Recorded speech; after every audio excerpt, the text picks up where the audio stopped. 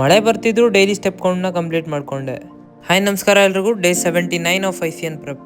ನಿನ್ನೆ ವಾಕ್ ಮಾಡ್ತಿರುವಾಗೇನೆ ಮಳೆ ಶುರುವಾಯಿತು. ನಾನು ರೂಫ್ ಕೆಳಗಡೆ ವಾಕ್ ಮಾಡಿಕೊಂಡು ಡೈಲಿ ಸ್ಟೆಪ್ ಕೌಂಟ್ನ ಕಂಪ್ಲೀಟ್ ಮಾಡಿದೆ. ಇದೇನು ಕೇಳ್ತಿದ್ದೀನಿ ಅಂದರೆ, ಸ್ವಲ್ಪ ಜನ ಯಾವ್ದಾದ್ರು ಕೆಲಸನ ಸ್ಕಿಪ್ ಮಾಡೋಕ್ಕೆ ಒಂದು 10 ರೀಸನ್ ಹುಡುಕ್ತಾರೆ.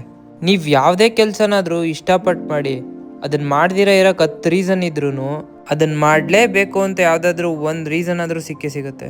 ಬೆಳಗ್ಗೆ ಎದ್ದು ಪ್ರೀ ವರ್ಕೌಟ್ ಮೀಲ್ನ ರೆಡಿ ಮಾಡಿ ತಿಂದು ಸೀದಾ ಜಿಮ್ ಕಡೆ ಹೊರಟೆ. ನೆನೆ ಎಲ್ಲ ಮಳೆ ಬಂದಿರೋದಕ್ಕೆ ಇವತ್ತು ವೆದರ್ ಕೂಲಾಗಿ ಸಖತ್ತಾಗಿದೆ. ಇವತ್ತು ಜಿಮ್ಮಲ್ಲಿ ನಂದು ಅಪ್ಪರ್ ಬಾಡಿ ವರ್ಕೌಟ್. ಎಲ್ಲ ಮಸಲ್ಸಿಗೂ 2 ವೇರಿಯೇಷನ್ ಮಾಡಿದೆ. ಅದೇನು ಅಂತ ಗೊತ್ತಿಲ್ಲ, ಟ್ರಯಲ್ ಪಿಕ್ ಮಾಡಿದಾಗೂ ಸುಸ್ತಾಗಿಲ್ಲ. ಇವತ್ತು ಹೆವಿ ಸುಸ್ತಾಯಿತು.